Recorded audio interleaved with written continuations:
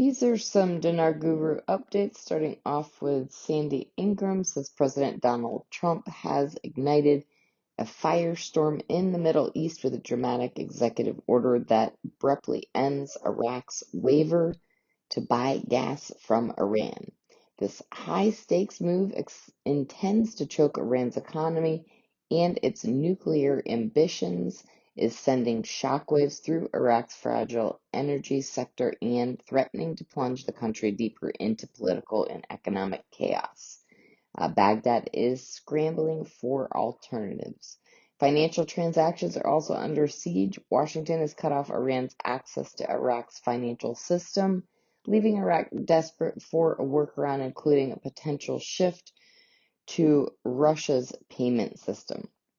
Iraq is deeply concerned the sitting president will place more sanctions on the country if they do not comply. Right. Guru Fnu Lu says, this just in from my Singapore contacts. There is a hold on the RV for an unspecified amount of time. The Iraqi government, in collaboration with the Central Bank of Iraq, CBI, consulting firm Oliver Wyman, INB, INI, and K2, launched a strategic initiative to modernize the country's banking sector. It was realized due to cross-border payments training program that Iraq was not at all ready to initiate a revaluation of the IQD due to insufficient capability. Further implementation details will be announced in due course. Until this is completed, there will be no RV. This information has been verified through the Office of Prime Minister. Wait for further details. We do not know how long this will take. Don't shoot the messenger, please. All right, moving on. Militiaman has an article, quote, Minister of Finance receives a delegation from German Corporation for International Cooperation. Militiaman says, interesting, so they're going to be doing the 1310 business forever? I don't think so.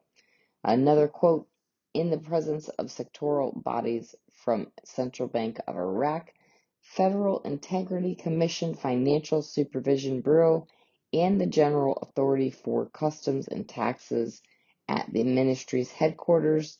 Militiaman says these guys are focused 100% on Iraq getting into the international world.